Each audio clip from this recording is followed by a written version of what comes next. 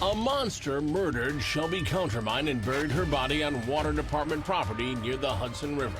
He thought my daughter was some stray piece of garbage that no one was going to miss, that no one cared about her, and he was wrong. He couldn't have been more wrong.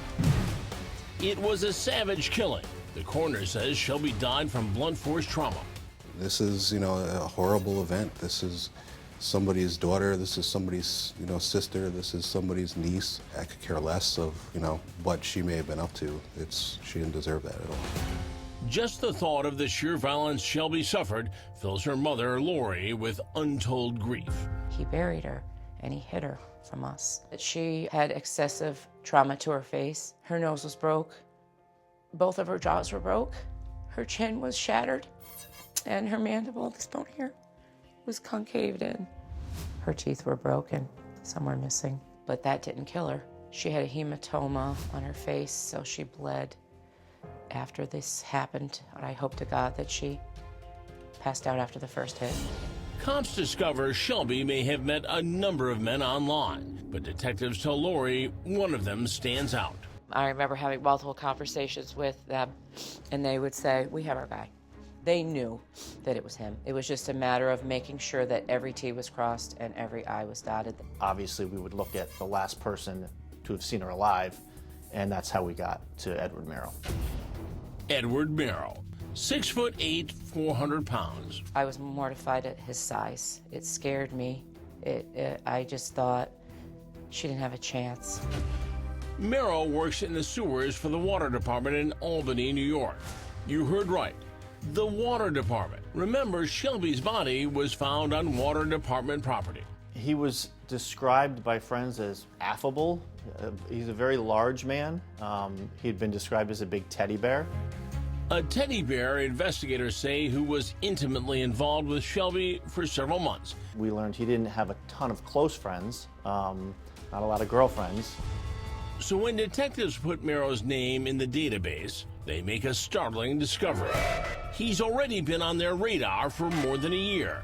We learned that there was a previous incident involving Edward Merrill that we needed to take a closer look at. That incident was a horrific fire at his house in Albany. I remember probably like 1:30. This is the police interview with Merrill recorded about 5 hours after the fire. In the ashes, the charred body of Merrill's roommate, Megan Cunningham. We don't know a lot about Megan. She worked at a local gas station. She had a lot of close friends. Really nothing in her past that would lead anybody to think that something like this could happen to her. That's why everybody just thought it was a tragic accident. Merrill is speaking to investigators about the fire. Not as a suspect in Megan's death, but as her friend and roommate. You guys aren't boyfriend, girlfriend? No. What Edward told them is a lot of times she would smoke in her room or that she would burn candles in her room. Edward's version of events was that Megan fell asleep on the couch. He went out and got some food, brought it back. She was intoxicated. She walked up the stairs to go to bed, and he said he left the house. His story there was suspicious. Merrill claims he was too stressed from an upcoming move to sleep in his own bedroom that night. So he drove to his parents' house nearby and parked in their driveway. And then I couldn't unwind. I tried to sleep in my car for a little bit, and that didn't work. And then I went to my parents. The big man is crying like a baby, but are they tears of sorrow or crocodile tears? They took him at his word. He seemed upset. He was interviewed about Megan's death, and he seemed legitimately very upset. And ultimately, they ended up closing the case, so ultimately they determined that to be accidental. Now that investigators believe Merrill is the prime suspect in Shelby's murder, they take a fresh look at a clue at the fire that supposedly killed Megan. The key? The police weren't able to find any evidence of smoking in her room. There was one lighter found under her bed, but no other evidence that they would usually find in a smoking fire. And Megan's autopsy appears to show something even more suspicious. She was dead before the fire. A picture is now emerging, and it's anything but pretty.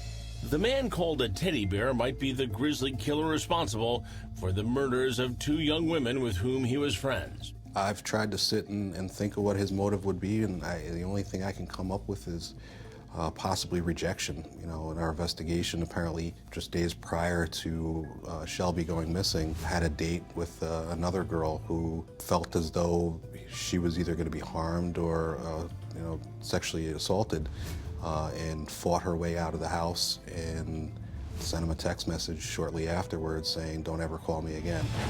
That makes police ask the question, could Merrow be a potential serial killer? There's more than one, and I still believe wholeheartedly that there's probably more than two. There are other missing girls that kind of fit that profile that, haven't been found yet. But for now, the only thing investigators are focused on is talking to Merrow about the mysterious murder of Shelby Countermine. All right, let me ask you a question.